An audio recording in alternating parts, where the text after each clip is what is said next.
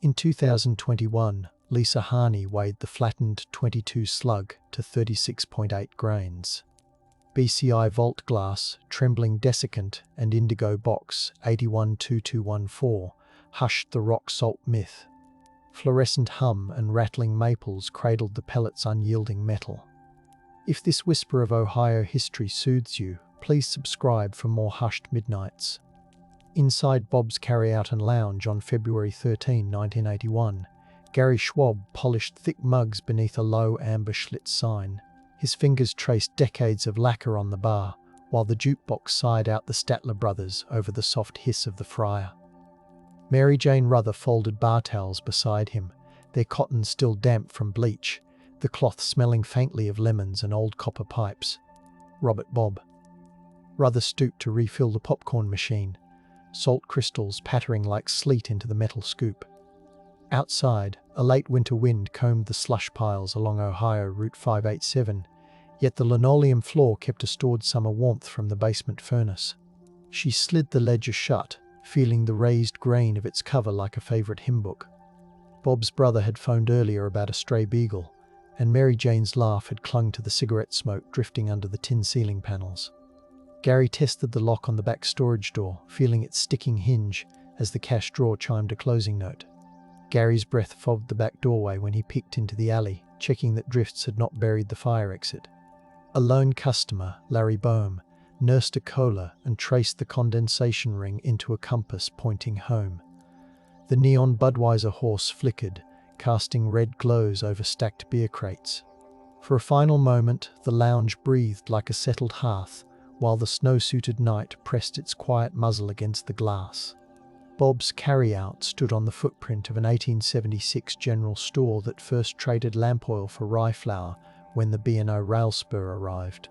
Carpenter Jacob Huth laid the original beechwood planks, and his granddaughter later recalled how wagon wheels grooved them to a satin sheen.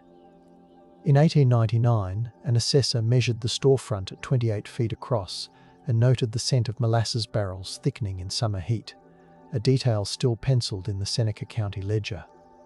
Old receipts smelled of axle grease, evidence that farmers paid in both cash and mechanical favors.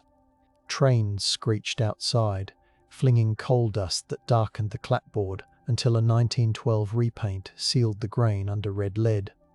When Prohibition sanded the town's nights to silence, the store's basement hid earthen crocks of brandy, their corks sweating nutmeg aromas through the floorboards. The community whispered about the building's luck, claiming a travelling preacher had blessed the lintels, yet receipts show the Rothers simply paid timely insurance premiums. By 1960, cinder block replaced timber, the walls holding residual tobacco sweetness even after fresh plaster dried.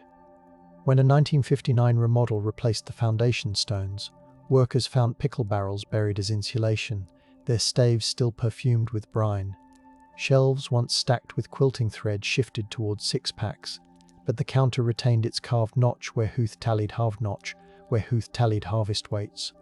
Every renovation was a dialogue between memory and commerce, as if the brick skin knew each new owner would inherit both folklore and invoices. By 1944, the storefront to be served as an evening way station for scrap drives, with postmistress Alma Feldman tallying coffee tins and radiator fins beneath blackout shades that muted the kerosene glow. Letters from overseas crackled in her coat pocket, and she read them aloud to farmers while rain stippled the tin roof, the smell of paraffin mingling with damp wool. War Ration Book 4, stamped violet, rested on the counter beside crocks of chicory, promising sugar allotments to mothers who brought in bundles of rubber hose. Civil defense sirens moaned once a month, yet the lot stayed hushed, save for the rhythmic tapping of fountain pens recording pounds of copper, lard coupons, and the occasional jar of rosehip jam slipped into the pile for luck. Teen boys on bicycles coasted by with handlebars wrapped in blackout tape, listening for troop train whistles and the lower hum of night flying trainers circling southward.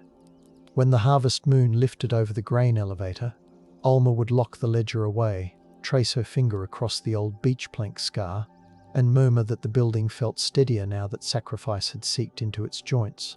Dawn brought the smell of cinnamon oatmeal from a nearby boarding house, and exhausted drivers slicked the lot a salute before steering toward the next convoy rendezvous, leaving the ground warm with tire heat and shared resolve. In the 1960s, when Interstate 75 siphoned traffic away, Bob Rother hung a new plywood sign that smelled of sap and enamel. Teenagers in varsity jackets leaned against the storefront, swapping quarters for Great Fago as the jukebox inside clicked between Connie Francis and Hank Thompson. Mary Jane recorded inventory in looping cursive, noting how cases of Stroh's gathered dust while chili spices sold faster whenever lake-effect snow wrapped the windows. Hunters returning from Seneca caverns stomped mud off their boots on the metal grate, the clang echoing into the stockroom where garlic bologna chilled. Teenagers scribbled initials into the picnic tables out back, the splinters catching in mittened thumbs. Bob added a second deadbolt in 1974 after hearing about Toledo robberies, testing its snick with calloused thumbs each closing time. Farmers tasted the fryer oil to judge freshness, claiming the peanuts stayed crisp longer because Mary Jane lined their bins with butcher paper dusted in salt. Bob kept a notebook of favourite regulars, annotating which pies they preferred, a kindness later treasured by families. Local historian Brent Lonsway later described the building as smelling of sweet diesel, because truckers left idling rigs outside while sipping late-night coffee. This coziness built faith that no harm would cross the threshold so long as regulars filled stools and hymns still rose from nearby St. Boniface. February 1981 dragged a brittle cold across Seneca County, with thermometer needles jittering at 9 degrees as dusk fell on the 13th.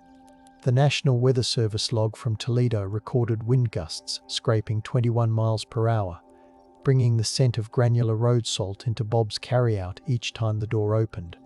Salt trucks clattered along Route 587, their amber beacons strobing against the tavern windows like distant lighthouses.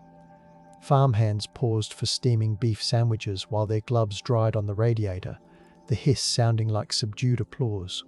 Sheriff's Deputy Thomas Weaver cruised past at 10:48 p.m., noting in his patrol log that the neon signs glowed steady and the lot held 2 cars dusted in powdered snow. Mary Jane had swapped jukebox selections to softer ballads so late visitors would linger less, yet the machine's mechanical clack still punctured the hush. Gary methodically rinsed pint glasses in water warmed by a sputtering heater that filled the bar with a metallic tang. Inside, the faint scent of orange cleaner lingered from closing chores, blending with the yeast curl of fresh bread. Larry Boehm told friends he'd stop for a sandwich before heading to tiffin, the words scribbled on a napkin left at his mother's kitchen table. A church bulletin pinned near the register listed Lenten fish fries. Still, no one expected penance to step through their own doorway. Outside, the town square's nativity scene, stored but not yet hauled away, leaned against the municipal garage like a reminder of quieter seasons. Robert Rother was 63, the smell of cherry pipe tobacco clinging to his wool blazer even after decades of tending bar.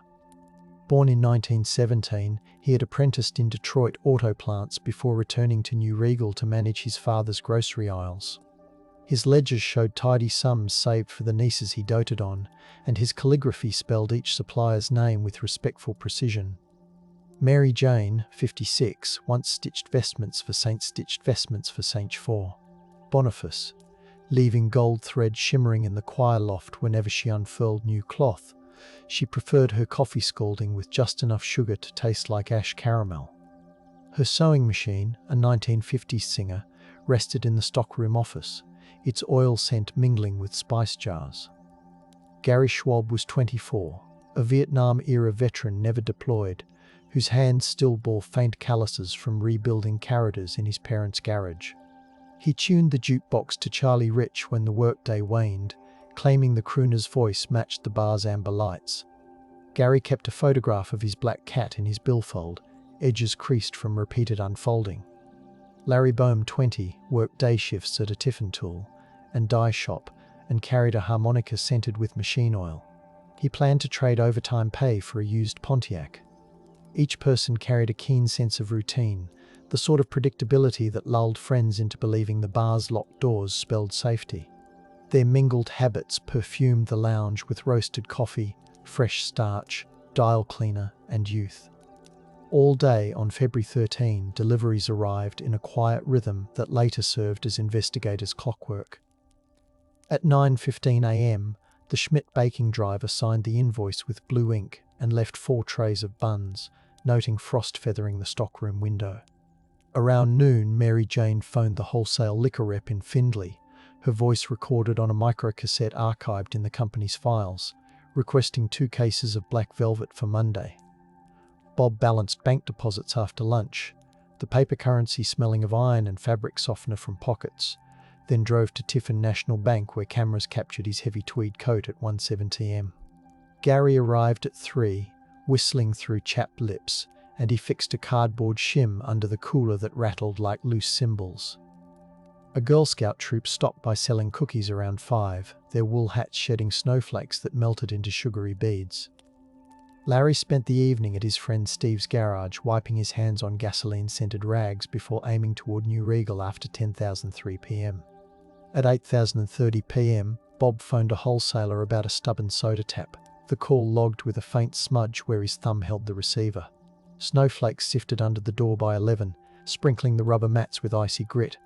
Mary Jane dialed her sister at 11:17 p.m, telling her the chili was gone and she'd close soon, a call documented by Ohio Bell toll records.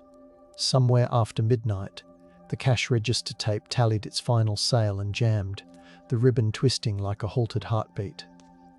At 1:05 a.m. on February 14, trucker Gerald Plott pulled into the gravel lot expecting fresh coffee, yet the front door stood unlatched. He smelled cold grease and silence, an absence louder than music, and saw lights still burning over the bar's mirrored wall. Plott called out, his voice echoing off the tin ceiling with no answer, then felt a draft slipping from the stockroom. The cash drawer lay open yet held folded singles, their edges unruffled, and the radio behind the bar whispered static. Following the draft, he found all 4 people bound in the storage area, wrists layered with brown electrical cord that bit into skin. 2 bodies slumped against crates of bottled pop, the labels glittering under fluorescent glare, while the other 2 lay on the concrete terrazzo floor near a toppled mop bucket. Plott staggered back onto the packed snow and dialed the sheriff from the payphone, the receiver smelling faintly of disinfectant and copper from his coins. Deputy Weaver arrived within minutes, trading glances with Plott before stepping inside, boots squeaking on linoleum. Weaver's heartbeat thudded in his ears, echoing the slow drip from a nearby defrosting freezer. He noted the faint smell of cordite clinging to the air despite the gaping door. Weaver's report noted the air tasted metallic, as if the heater vents exhaled pennies. He radioed for detectives, requesting the State Bureau of Criminal Identification and the coroner. Snowy air waited outside without judgment, carrying the scent of diesel through the open doorway. Sheriff's investigators sealed the scene by 2002 a.m., stretching yellow tape whose vinyl smell mingled with melting snow near the threshold. BCI agent John Lenhart arrived from Lima pursuing headlights that turned the dark 2-lane into a ribbon of white shards.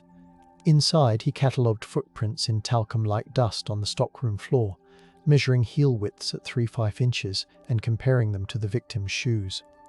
Neighbour Charlotte Durnell stepped onto her porch, hearing the sirens slice the night while wood smoke perfumed her scarf. She later described the cruiser lights painting the snowbank cobalt, a hue that haunted her winters afterward. The coroner's thermometer recorded ambient temperature at 55 degrees due to the humming furnace, slowing cooling rates that would complicate the timeline. Officers collected a butter knife lying near the sink, its handle tacky with chili residue but no blood, while the coffee pot still radiated gentle heat. Wayne County Forensics vacuumed the carpet, capturing glittering slivers later determined to be shotgun wadding fragments. Detectives noticed no forced entry on either door. The main lock's strike plate bore fresh scratches, as if hurriedly opened from inside. Inventory sheets showed little missing beyond a few bottles of Canadian whiskey and perhaps 150 in rolled change, suggesting robbery was a pretext. Reporters from the Tiffin Advertiser-Tribune stood outside breathing steam and scribbling under sodium lamps. Lenhart whispered to Sheriff Al Grimm that the execution-style arrangement resembled organised crime cleanups, yet the victim's pockets still held cash meant for groceries. Dr. Robert Baker conducted autopsies on February 14 at the Seneca County morgue, the tiled room smelling of antiseptic phenol and wet linen. Scalpels gleamed under articulated lamps, their stainless steel warmed by the doctor's steady grip. He noted that Bob and Mary Jane each suffered a close-range shotgun blast to the chest, embedded pellets flattening against ribs like cold dewdrops. Gary and Larry bore gunshot wounds from a .22 caliber firearm, the entry holes clean and stippled with powder, suggesting the shooter stood within 3 feet. No defensive cuts marked their hands, only redness where cords abraded skin, implying they submitted under threat perhaps to shield one another. Toxicology screens later confirmed. None had alcohol levels above social sipping, undermining speculation of a barroom fight. The coroner numbered each pellet, placing them into labelled craft envelopes that retained a sweet paper smell, even after sealed with red evidence tape. Stainless basins caught rinse water, the splashes echoing like soft bells against the tiled walls. Time of death estimates coalesced around 1030 am, aligning with neighbours hearing a muffled thud they assumed was a dumpster lid. Mary Jane's rosary remained entwined in her fingers, beads warmed by body heat, a detail the coroner documented because family requested its return. Dr. Baker's report, stored on onion skin carbon paper, carried faint violet copies that BCI archivists still handle with cotton gloves to prevent smudging. Evidence technicians compiled itemised lists, including the lengths of electrical cords cutting precise segments of 32 and 34 inches. Each piece felt rigid with winter cold, and investigators bagged them with gloved care, noting faint traces of green paint consistent with household extension cords. Shotgun wadding bore the brand mark Federal, suggesting 12-gauge shells likely purchased within the local hardware circuit. Receipts from Bob's own shelves showed he stocked only 410 rounds, contradicting the my 410 rounds, contradicting the myth he kept a larger gauge for protection. Latent print powder clung to the glass cooler doors, like grey frost, yet revealed only smears, perhaps from gloved hands. The I-22 shell casings recovered near the mop bucket weighed 37.1 grains apiece when cleaned, matching the lab measurement that years later would reopen debate. Technicians also collected a faint shoe print lifted in gel, the residue smelling of winter salt and machine oil. Investigators also collected cigarette butts from the alley. Ash can, their filters tasting of peppermint when tested for trace additives, a brand favoured by an out-of-town salesman seen earlier that week. Ledger books taken as evidence bore oily fingerprints from decades of handling, but none matched parolees questioned in the following days. The security light outside flickered due to a loose ballast, casting stuttering shadows over the officers as they carried boxes to their cruisers. The Tiffin Advertiser-Tribune headlined the event as the Valentine's Day Massacre, in homage to Chicago law. Yet the article's body conveyed meticulous facts. Reporters described the crisp smell of pine cleaner lingering inside the tavern, and the snow-packed parking lot still showing tire ridges from patrons earlier that evening. During a news conference at the courthouse, Sheriff Grimm's voice rasped through microphones, its gravel softened by the marble rotunda's echo. He confirmed the autopsy findings, dismissed rumours of occult markings, and explained that the cash register tape was jammed rather than intentionally destroyed. Television crews from Toledo filmed the tavern's facade under midday sun, the camera lenses catching the red-white Schlitz sign creaking in a crosswind. A photographer developed prints in the courthouse darkroom, the chemical aroma of developer and fixer curling into the hallway. Local radio host Marla Quinn asked callers to remain calm, even as she described how the community tasted fear like iron in their drinking water. News coverage balanced shock with tenderness, sharing Mary Jane's recipe cards and Gary's volunteer work with the Lions Club pancake breakfast. Still, whispers about perceived mafia ties circulated, because years earlier a Toledo bookie had briefly rented a room above the original store. Investigators quietly cross-referenced mafia indices yet found no connective tissue, just the same recurring ache of senseless brutality. On February 16, a town hall convened inside St. Boniface's basement, an arched room smelling of waxed pews and simmering parish soup. Father Joseph Putz opened with a quiet prayer that settled like dust on winter coats, his cadence steady despite his reddened eyes. Sheriff Grimm followed, explaining investigative steps while steam from crockpots blurred the air around the podium. Citizens asked about patrol schedules, whether curfews might help, and how to support the victims' families without intruding. Retired teacher Nora Kessler described Larry's habit of sanding his harmonica case smooth during bingo nights, granting the room a tactile memory. Some residents wanted to form an informal watch, yet others feared provoking whoever committed the killings, a tension that tasted of stale coffee and patience. Children coloured sympathy cards at a corner table, crayons clicking softly while parents hushed them with gentle pats. Insurance agents advised business owners to review coverage, their pamphlets rustling like dried leaves. The meeting resolved into a rotation of meal deliveries for grieving relatives, and the basement gradually emptied, chairs scraping softly over linoleum squares. Outside, car doors thumped closed while snowflakes fluttered past the streetlight with moth-like insistence. Silence held the steeple, as if the bell might toll for answers, then released the gathering back into the cold night. Tips streamed into the sheriff's office throughout February, the lobby perfumed by wet wool coats and photocopier toner. One caller claimed to have seen a tan Buick idling near the tavern around midnight, its exhaust plumes glowing under the sodium lamp. Detectives jotted the license digits on paper that later smudged in their files. In the evidence room, cassette tapes clicked as interviews rewound, the magnetic tape releasing a faint plastic tang. Another insisted the murders mirrored a 1978 Michigan spree, yet the ballistic signatures offered no match. Agents interviewed parolees in Marion and Mansfield, sliding crime scene photos across metal tables that smelled of disinfectant and stale cigarettes. They also questioned travelling salesmen whose route logs placed them within 30 miles, listening for inconsistencies while sipping burnt percolator coffee. Gary's friends recalled a man with a raspy laugh playing pool earlier that week, but their memories dissolved into the clatter of cue balls and jukebox chords. Investigators canvassed hardware stores for recent purchases of federal 12-gauge shells. Clerks remembered frostbitten fingers fumbling for change, nothing more. Local hunters volunteered to lead officers through wooded gullies where a weapon might be discarded, crunching through crusted snow while crows heckled from maples. Yet no firearm surfaced, and the cold seeped deeper into the case files stacked like layered shingles. The investigation's rhythm felt methodical, proving diligence could persist even when leads evaporated. Fear settled over New Regal, not as hysteria, but as a series of decisions to speak lightly, to let uncertain memories fade.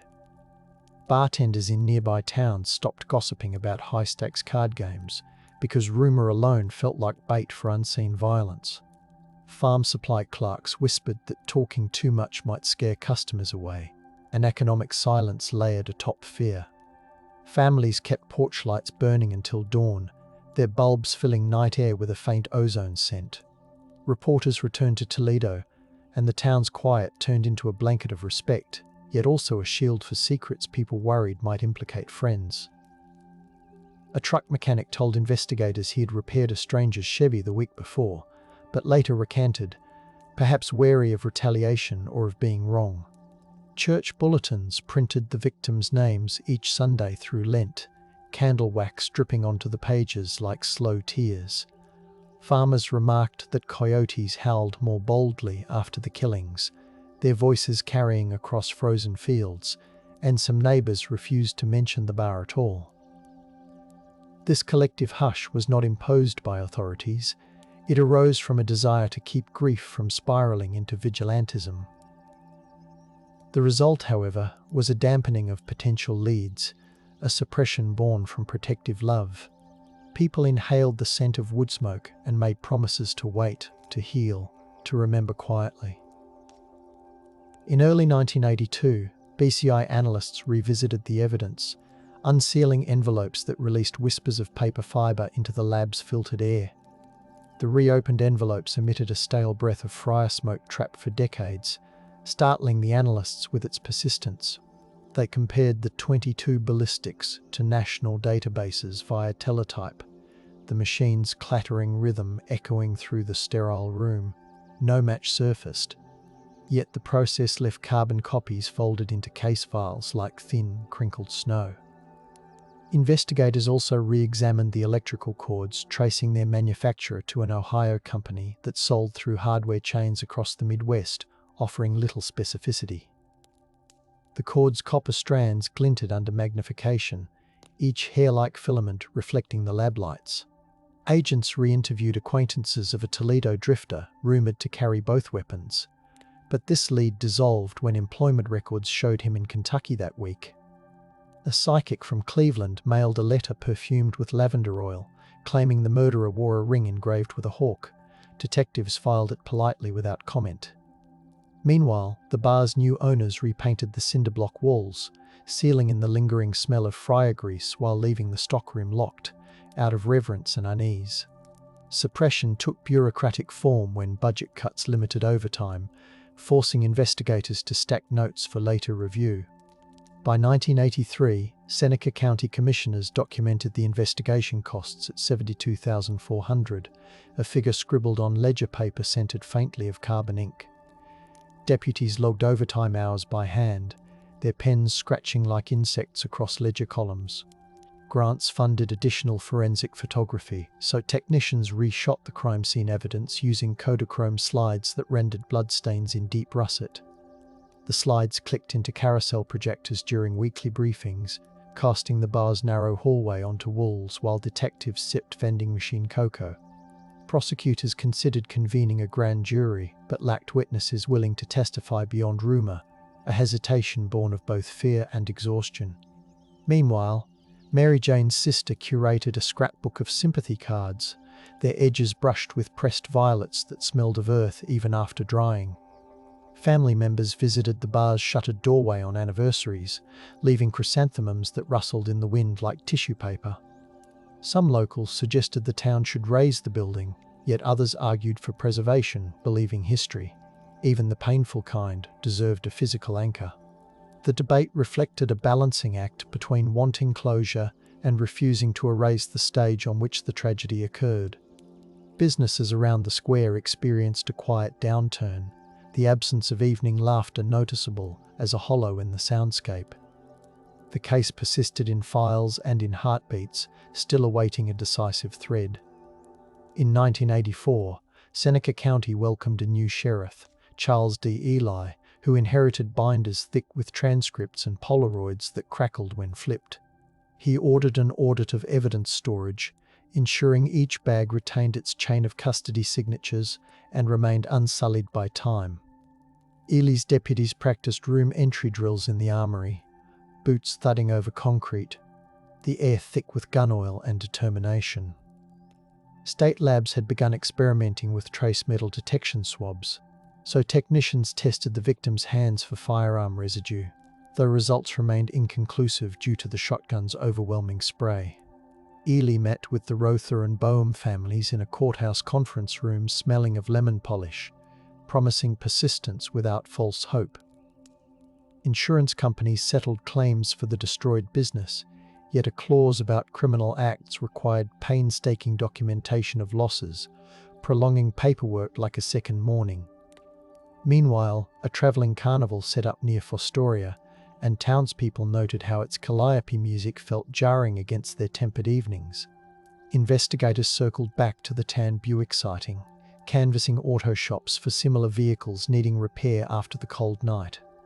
Mechanics recalled frozen carburetors and cracked hoses, but no suspicious replacements. Rain beaded on the courthouse windows, whispering patient syllables against the glass, while deputies listened and let the files breathe. Long before electricity hummed through the bar, the land hosted Wyandotte hunters who carved trails still echoed in 19th century survey notes. An 1821 land patent recorded the soil as rich loam streaked with clay, ideal for corn that would later fund the town's modest prosperity. Wind carried the scent of wild mint along Honey Creek, a fragrance early settlers recorded with grateful surprise. Early settler diaries mention night fires along Honey Creek, sparks leaping like spirits yet simply signaling late harvest vigils. When the Ohio Canal project bypassed the area, New Regal compensated by polishing its hospitality, offering clean beds and steaming stews to travelers jolted by plank roads. The general store that preceded Bob's carried scented soap from Cincinnati, its lavender fragrance lingering in the ledger margins now stored at the Seneca County Museum. These archival traces reveal Discovery's first chapter. People recognized the land's capacity to host warmth against winter's bite. Suppression entered when ticket agents later promoted larger towns, shrinking New Regal's presence on train schedules and encouraging locals to keep to themselves. Rediscovery bloomed in the 1960s when vintage postcards celebrated the village's German Catholic festivals, their glossy ink proclaiming a pride that reawakened after decades of quiet. Architectural surveys from 1948 described the bar's predecessor as a two-story masonry veneer with moderate craftsmanship, yet the inspector's notes dwelled on the scent of cinnamon rolls drifting from the attached bakery. That year, veterans returned from war and brought jute boxes to small towns, allowing fresh vinyl crackles to mingle with the hiss of percolated coffee. Mary Jane, then newly married, stitched blackout curtains into cheerful drapes, letting morning sun dapple the bar with patterns reminiscent of lace. Discovery manifested when she found an old prayer card wedged behind the wainscoting, its edges gilded and its surface smelling faintly of frankincense. She framed it near the register, believing it would watch over their evenings. Suppression emerged in 1955 when a storm shattered the transom window, and she covered the damage with plain plywood until insurance cleared repairs, muting light and muffling laughter. Children pressed their noses to the new plate glass, watching snowflakes liquefy into rivulets while warmth fogged the interior. Rediscovery followed when Bob installed plate glass a year later, the pane shining like still water and pairing the street's reflections with the bar's amber glow. That cycle, discover, conceal, reveal, became the building's heartbeat, preparing the stage for the night when darkness turned predatory. In 1990, Sheriff's Detective Larry Mack reopened the case with fresh eyes, his desk lit by a banker's lamp emitting a comforting green sheen. He reorganized witness statements chronologically and stored them in acid-free boxes that smelled faintly of starch, protecting the paper from yellowing. He also retyped transcripts on modern paper, the clatter of keys soothing his thoughts as midnight edged closer. Mack interviewed trucker Gerald Plott again, this time in a quieter office where the hum of the vending machine formed a steady undertone. Plott remembered feeling grit on the hallway floor, perhaps from salt clinging to the killer's boots, a detail Mack dutifully logged. The detective also reached out to the newly formed Violent Criminal Apprehension Program, VICAP, entering the case data into computers that chirped with dot matrix printers. He received profiles suggesting the killer might have blended familiarity with opportunism, someone comfortable moving in small-town spaces. Mack's notes mention the scent of cigar smoke wafting from the sheriff's private office, where strategies were debated late into the night. Family members visited to offer additional photographs, their glossy surfaces squeaking as Mack slid them into protective sleeves. The renewed effort represented rediscovery, propelling the case back into regional news segments and stirring dormant memories. Yet budget deadlines curtailed travel to follow leads out of state, evidence of practical suppression reasserting itself.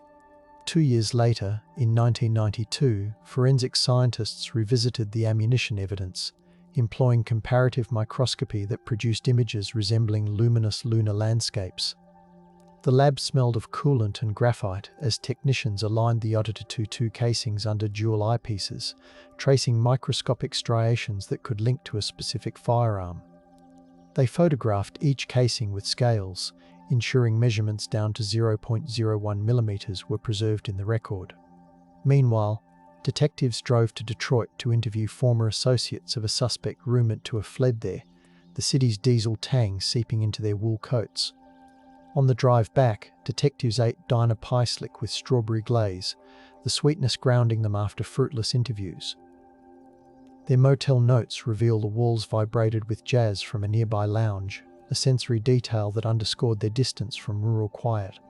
The interviews faltered, alibis checked out, and the suspect's fingerprints failed to match latent lifts from the crime scene. Back home, the tavern underwent renovations under new ownership, with workers sanding the bar top until raw maple released a sweet, sawdust aroma. They discovered an old buffalo nickel wedged in a floorboard, a small recovery bridging past prosperity with present grief.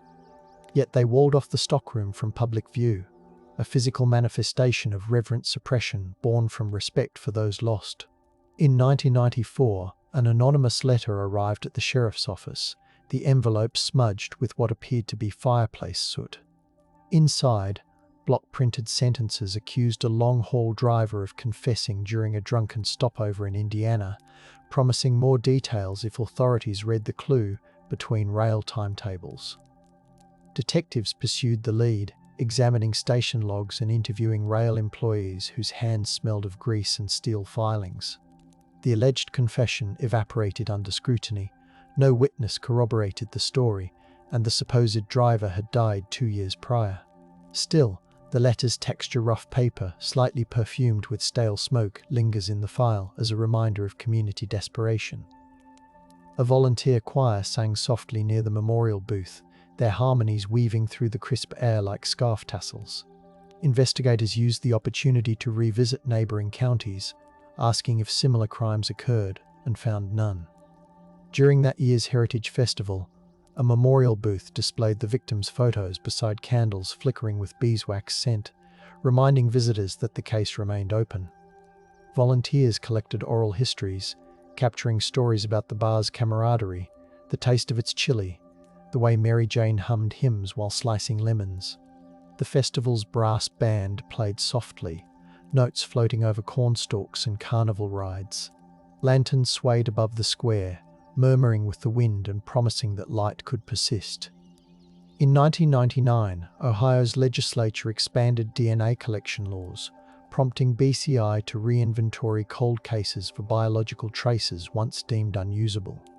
Analysts reopened the new Regal boxes inside a temperature-controlled lab that smelled faintly of ethanol and photocopier ozone. Swabs taken from the shotgun wadding produced limited cellular material, yet improved extraction methods coaxed faint profiles, though not enough for definitive matches.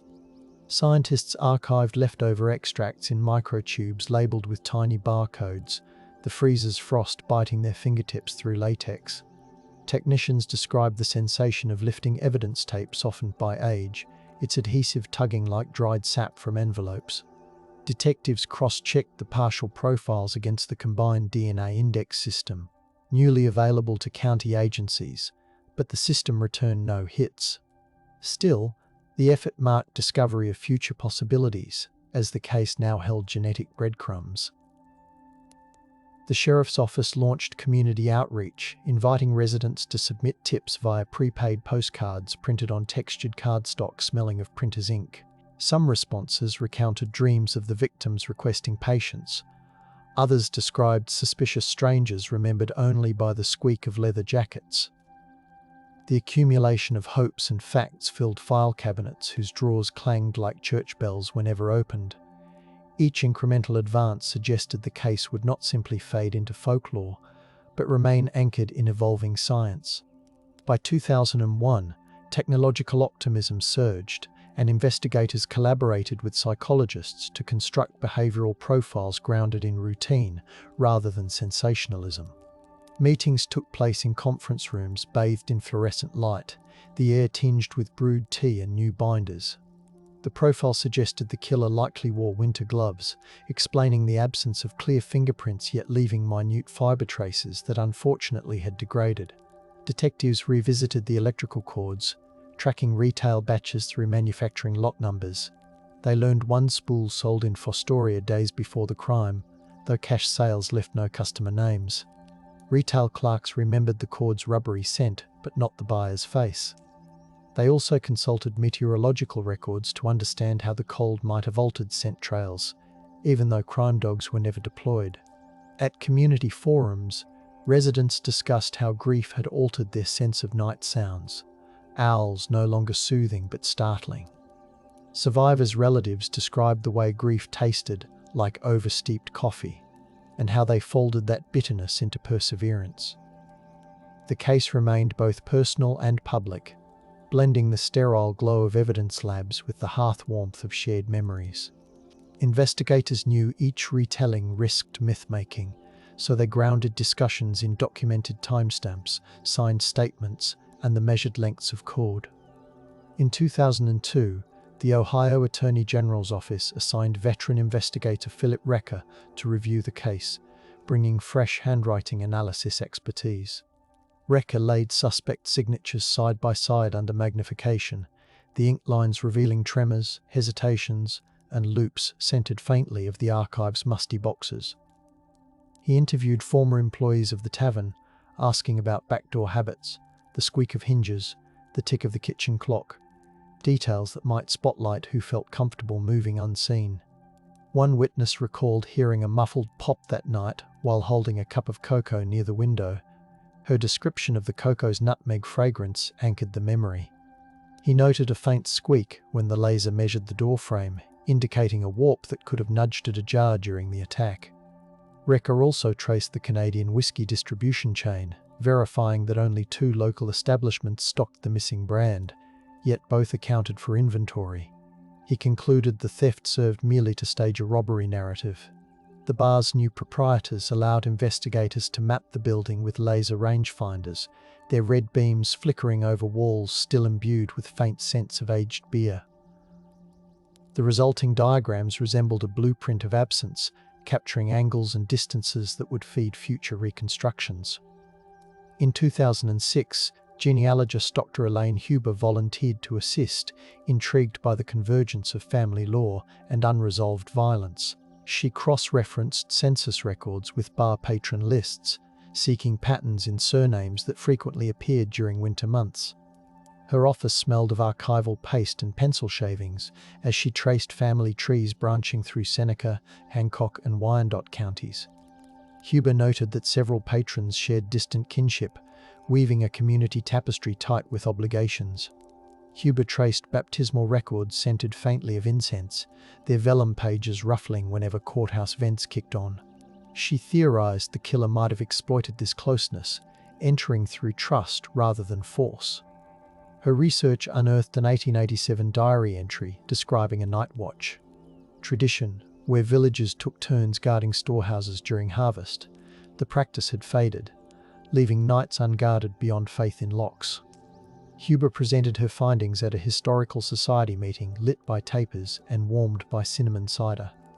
While the genealogy didn't name a suspect, it reaffirmed that the bar stood at the nexus of generational bonds. Investigators adopted her insights, considering not only outsiders but insiders who could navigate kin expectations. In 2008, a memorial mural was painted on a neighbouring wall, the artists mixing pigments outdoors despite crisp March winds that reddened their cheeks. They depicted 4 lanterns floating above a silhouette of the tavern, each flame brushed with gold leaf that glimmered under street lamps. Children pressed gloved hands against the wall, leaving fog halos that dissipated slowly like whispers. The mural's protective sealant smelled of citrus solvent, and viewers reported feeling warmth radiating from the brick despite the cold. During its dedication, chimes fashioned from empty bottles tinkled, the glass catching echoes of the names read aloud. Investigators set up a booth nearby displaying 3D renderings of the crime scene generated on newly acquired software, inviting citizens to walk through digitally. The renderings recreated the hum of the refrigerator, the glint of the neon clock, even the faint drip from a mop wringer. People who had avoided the topic for decades found themselves speaking in hushed voices, sharing recollections about who habitually sat where. Some visitors tasted tears, salty and unexpected, as they touched the painted lanterns. Evening shadows stretched while the mural cured, promising to guard memory with colour. Briars rustled, breath slowed, and the mural's glow lingered in the cooling twilight, holding space for whispered vows. In 2011, Attorney General Mike DeWine announced a statewide cold case initiative, and the new Regal murders occupied a prominent file on the intake table. Investigators transported the evidence to the remodeled BCI lab in London, where the air smelled of fresh paint and ionized filters. They digitized every photograph, allowing analysts to zoom into textures once visible only with magnifying lenses. A new technique called touch DNA promised to lift skin cells from the electrical cords, so technicians in powder blue gowns gently swabbed the fibers while a centrifuge whirred like subdued thunder. Technicians loved even the hum of the centrifuge, ensuring their notes captured the environment as completely as the samples. The resulting profiles remained partial, yet they hinted at two contributors beyond the victims, rekindling hope. Detectives revisited interviewees, now older, asking them to walk through their memories while inhaling the comforting aroma of brewed chamomile tea provided for the sessions.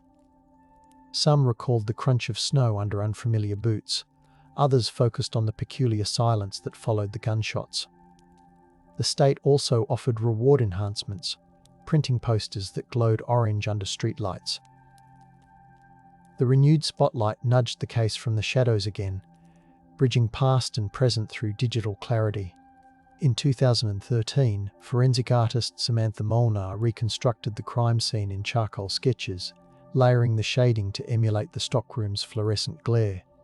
Her studio smelled of graphite and linseed oil, and she played vinyl recordings of rustling leaves to maintain a meditative pace. Each sketch captured the sheen of the concrete, the frayed edges of electrical cords, the sheen of tears on a patron's imagined face. The drawings were displayed at the county fair, tucked beside historical quilts, allowing viewers to confront the tragedy in a contemplative setting. Visitors noted that the charcoal dust left their fingertips dark, a physical reminder of touching history. Nearby, a display case held the original register keys, their metal cool to the touch, bridging tactile memory with visual storytelling. Molnar included annotations about light sources and shadows, demonstrating how the killer could navigate without stumbling, suggesting familiarity with the layout. The exhibit invited reflection without spectacle, letting visitors feel the chill that had once permeated the stockroom while acknowledging the lingering warmth of community solidarity. In 2016, advanced ballistic software became available, enabling analysts to create three-dimensional models of pellet trajectories. The lab resembled a minimalist gallery, walls painted dove grey, with computers humming softly like distant cicadas. Analysts input measurements from 1981 angles, wound paths, pellet dispersal, reconstructing the moment each shot rang. They charted the furnace cycles, recognizing how its roar could have blanketed subtle noises during the critical minutes. The simulations revealed the shooter likely stood near the mop sink when firing the .22, aligning with footprints previously overlooked because they overlapped in dusty smears. Detectives revisited the scene with laser pointers, their red beams slicing through faint scents of sanitizer from the renovated kitchen. They realized the killer must have stepped onto a rubber mat that would have squeaked softly, perhaps covered by the roar of the furnace. Revisiting physical space offered fresh appreciation for how skilled the assailant was at minimizing noise. The study reinforced that bravery alone wouldn't solve the case. Only relentless attention to physical fact could pierce the myth's hushed fabric. In 2018, the success of genealogical DNA in other cold cases inspired Seneca County to seek familial searching approval. The process required legal briefs drafted in conference rooms scented with toner and brewed espresso. Judges granted permission, and genetic genealogist Colleen Fitzpatrick joined the team, receiving the partial profiles extracted from the electrical cords. She compared them against public genealogy databases, mapping potential relatives across branches that smelled metaphorically of cedar hope. Fitzpatrick mapped ancestral migrations with pins on a corkboard, the pattern resembling constellations glowing under the office lamp. Matches were distant, third and fourth cousins scattered through Indiana, Michigan, and Ontario. Fitzpatrick held community meetings explaining how the technique worked, using slides that projected gentle tones of green and blue. Attendees heard about centimorgans, recombination, and statistical likelihoods while sipping apple cider. The genealogical tree narrowed to a family line with Ohio roots and a history of traveling sales.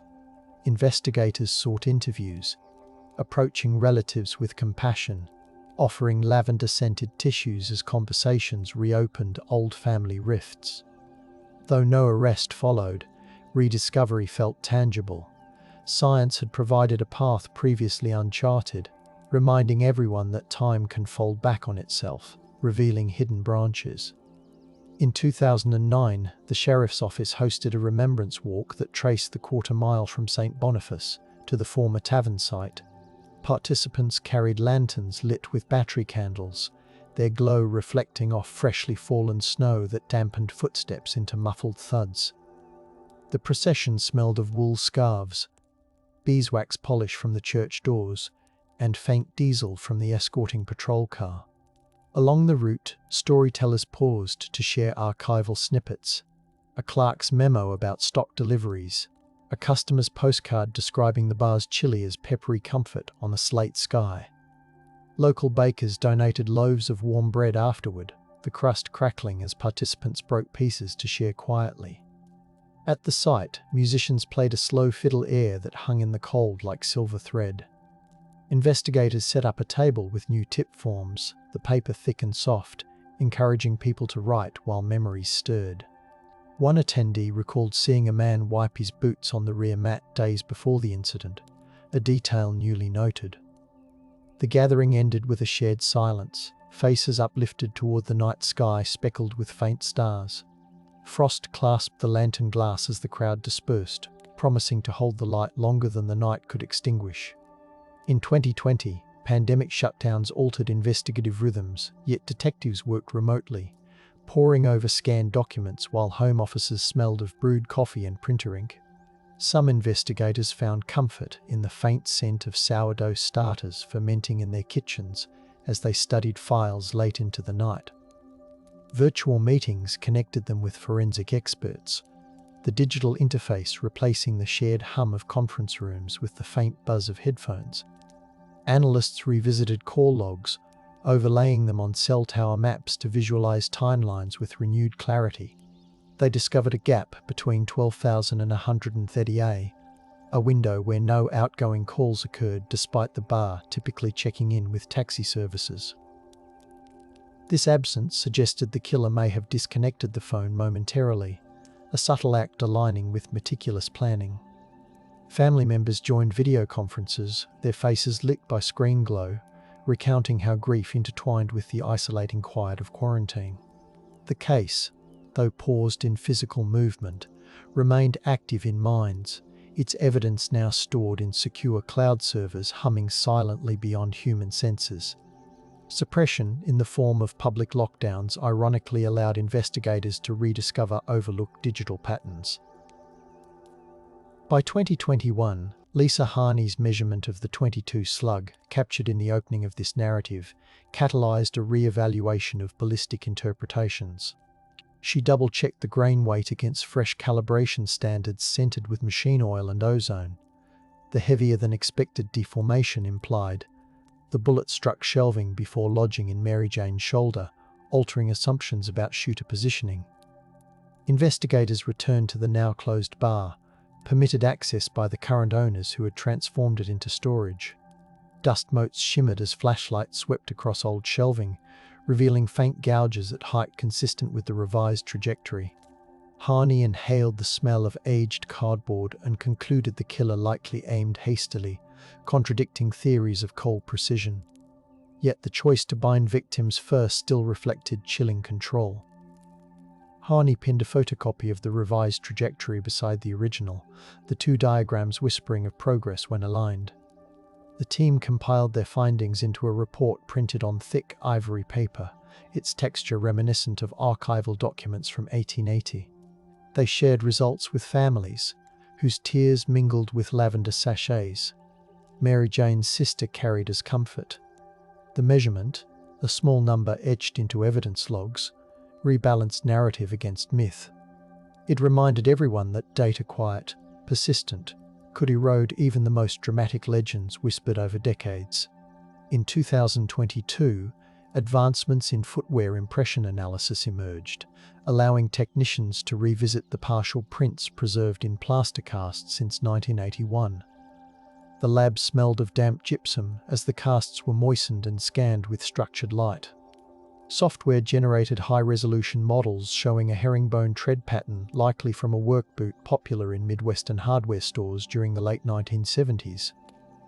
The cedar chest lid creaked like an old hymn book, releasing a puff of dust that glittered in flashlight beams.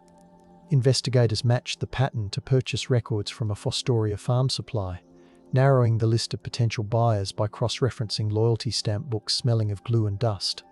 One name overlapped with the family line identified through genealogical DNA, intensifying scrutiny. Detectives scheduled interviews, bringing along coffee in thermoses and stacks of old photographs. The suspect's relatives described a man who favoured peppermint cigarettes, echoing the ashcan evidence from 1981.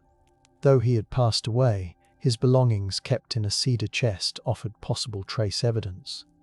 The chest emitted a blend of cedar, leather and nostalgia as it opened, revealing a worn coat with fibre patterns similar to those recovered from the scene.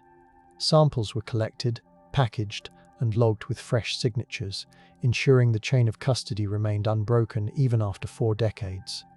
In 2023, the cedar chest fibres underwent analysis with Raman spectroscopy, a technique that translated light into spectral fingerprints. The lab lights dimmed as lasers traced the fibres, their glow reflecting off stainless steel countertops. Results showed a unique blend of cotton and acrylic, consistent with a limited-run jacket sold through a Toledo catalogue in 1980. Investigators contacted surviving catalogue employees, who described the jacket's texture as slick like rain, slicker yet lined with fleece. One recalled the smell of the warehouse where the jackets were stored, motor oil mingled with cardboard and peppermint from seasonal candy. The catalogue's order forms, preserved on microfilm, yielded mailing addresses, including one leading to a farmhouse outside Fostoria now owned by distant cousins. Excavation of the farmhouse's shed revealed rusted nails, an old shotgun cleaning kit, and a partial box of federal 12-gauge shells. Detectives felt a chill when the shells clinked in evidence trays, the metallic ring echoing across decades. The shells' lot numbers matched those sold in the region weeks before the murders. Each discovery layered fact upon fact, the vibrations of truth humming through machines older than some investigators now on the case. In 2024, Seneca County announced that evidence would be presented to a grand jury once additional DNA analysis concluded, a cautious yet hopeful disclosure. Prosecutor Derek Devine spoke in the courthouse atrium, the air carrying aromas of polished marble and spring rain tracked in on jurors' shoes. A light rain tapped the atrium skylight during the announcement, the rhythm steadying anxious hearts. He emphasized that patience remained essential, that the measured approach honored both victims and the integrity of the process. Families sat nearby, fingers entwined, listening to the gentle echo of their own breathing beneath the atrium's dome. Investigators continued rechecking files, letting the soft scratch of pen on paper anchor them to deliberate method. Community members left chrysanthemums on the tavern's doorstep again, petals damp with dew. News outlets covered the announcement with subdued tones, narrating years of persistence rather than sensationalism. Evening settled over New Regal as porch lights flickered on in quiet solidarity. Cicadas murmured, rain perfumed the sidewalks, and the courthouse clock exhaled solemn chimes into the mist-washed night. The legend of the night siege once painted the killer as a vengeful drifter wielding rock salt, sparing lives while delivering a warning. That myth smelled of campfire smoke and adrenaline, passed between teenagers on summer nights when cornfields rustled.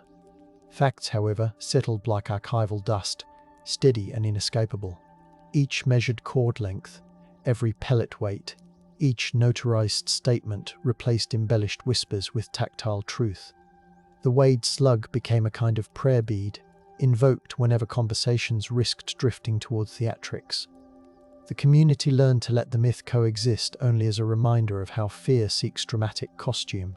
Reflection became an act of gentle excavation, uncovering the ordinary humanity of those lost, the humming friars, the soft laughter over card games. In quiet conversations at the Historical Society, volunteers compared the myth to the documented evidence, tracing how stories mutate when official silence, born of respect and investigation, leaves room for imagination. They reframed the legend, seeing not supernatural siege but a targeted crime anchored in human choices. The air in those meetings held the scent of archival paper and cinnamon cookies, comfort layering over hard edges. Myth no longer dominated. Measurement did, steady as the courthouse clock. Archaeologists from Heidelberg University conducted a small dig in 2024 behind the tavern site, hoping to uncover remnants from the 19th century general store. The soil smelled of damp clay and decomposed leaves as they troweled carefully, listening to cicadas drone. They unearthed shards of cobalt stoneware, iron nails, and a clay marble, items that once cluttered the pockets of children who lingered after errands. Among the finds lay a corroded door hinge, perhaps from the earliest incarnation of the building. The hinge's weight echoed the metaphorical hinges upon which the town's history swung, moments when discovery opened possibilities, when suppression closed doors, when rediscovery nudged them ajar again. Archaeologists recorded each find with total stations, their laser chirps harmonizing with distant church bells.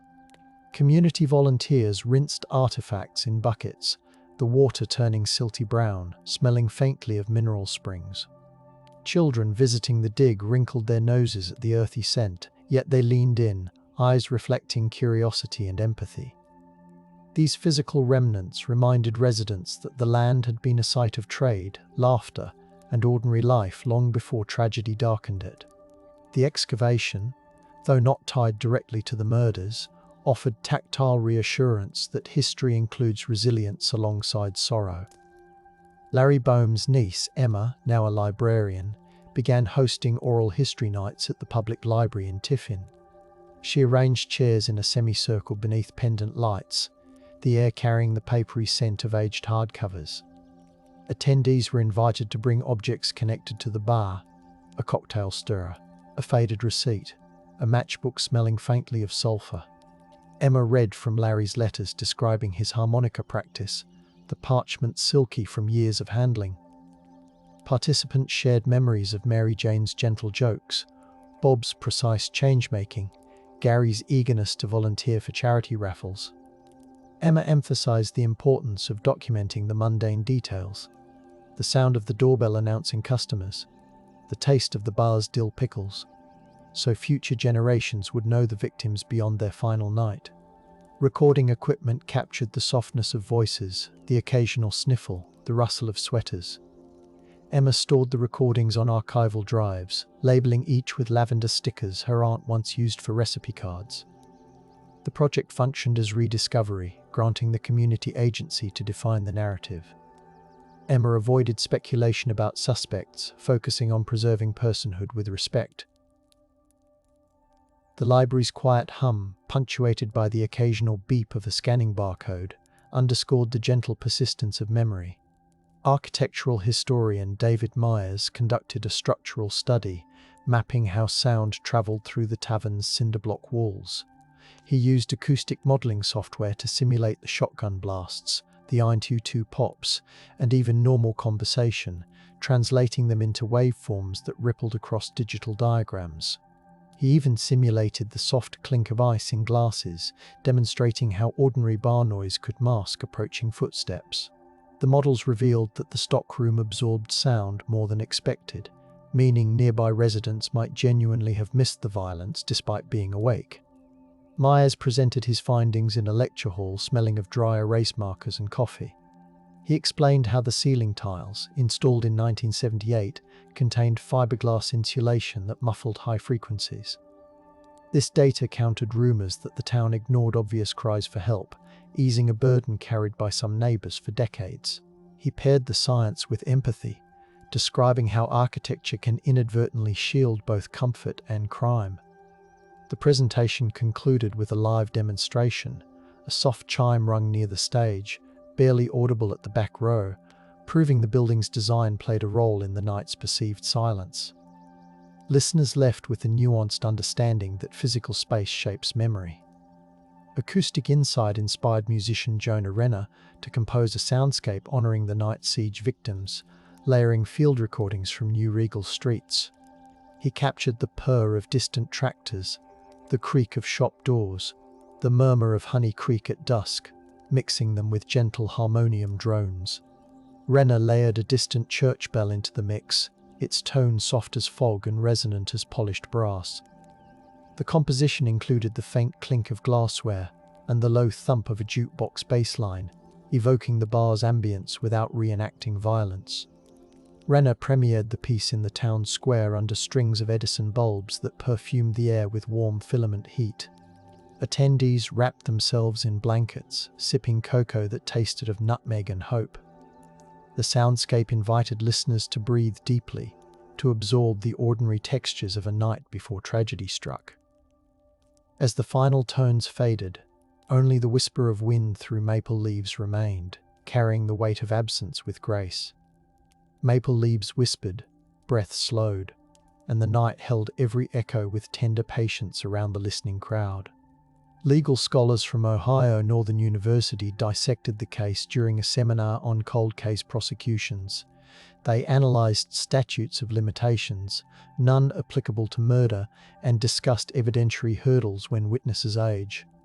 The classroom smelled of chalk dust and new casebooks, the air buzzing with eager questions. Professor Alana Burke highlighted how prosecutorial discretion balances evidence sufficiency against the risk of acquittal, noting that silence sometimes stems from caution rather than neglect. Students debated ethical considerations. Should authorities reveal every lead publicly, or could that compromise future testimony? They examined the night siege file's redactions, understanding that withholding certain details preserved the ability to confirm confessions later. The seminar emphasized that the justice system's measured pace, though frustrating, prevented miscarriages of justice. The students later visited the courthouse, inhaling the blend of old books and polished banisters as theory met marble reality. Attendees left with notebooks smudged in graphite, their pages filled with citations and reflections on duty. The legal discourse added another layer of discovery, showing how law itself evolves to shepherd old cases toward resolution. Journalist Renee Harper produced a long-form podcast in 2025, recording episodes in a studio scented with warm electronics and foam panels.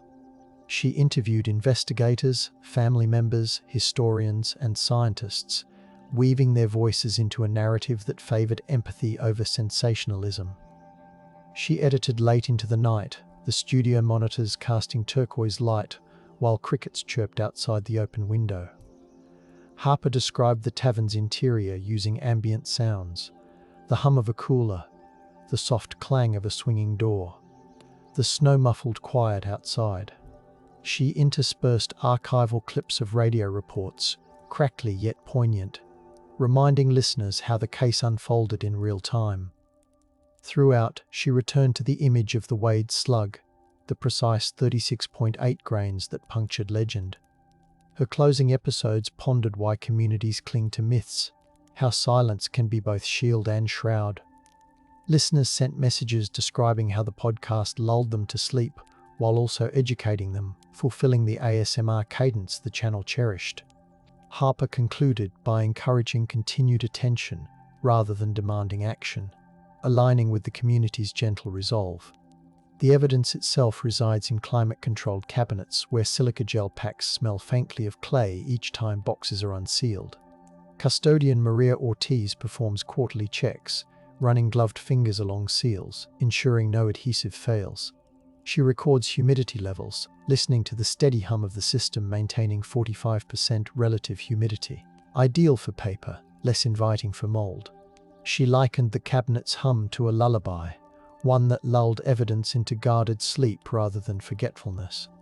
Ortiz speaks softly to the boxes, a habit born from reverence, telling them that people still care, that justice remains in pursuit. The cords, shells, photographs, and clothing rest in darkness, yet their silent testimony persists. She sometimes imagines the stockroom, picturing warm light falling on shelves, the air tasting of beer and fryer oil, reminding herself why preservation matters. Her logbooks contain neat handwriting, each entry a promise that time will not erode the path to truth. The night siege of 1981 remains an unfinished chord, resonating through courthouse halls, family kitchens, and the quiet corners of archives. Measurement has pared away myth, yet an unanswered question still glows like the bar's neon clock captured in police photographs. Neighbours sometimes pause during evening walks, pressing gloved palms against the brick as if listening for the building's heartbeat. The killer's name hovers just beyond certainty, perhaps already whispered by those who fear reopening old wounds, perhaps waiting within DNA that has yet to bloom into a match. In the evenings, when snow falls thick over Seneca County, the former tavern's bricks hold the day's warmth, exhaling faint scents of dust, cedar, and memories too human to forget. Lantern murals, soundscapes, oral histories, and forensic ledgers all form a vigil that neither shouts nor sleeps. The community continues to listen to the hum of refrigerators, to the rustle of records, to the silence that respects grief while inviting truth. Somewhere between the 36.8 grain slug and the peppermint-tinted cigarette filter lies the final fragment needed to complete the story. Until it surfaces, the town breathes with patience, letting the mystery stay open enough to honor both absence and possibility.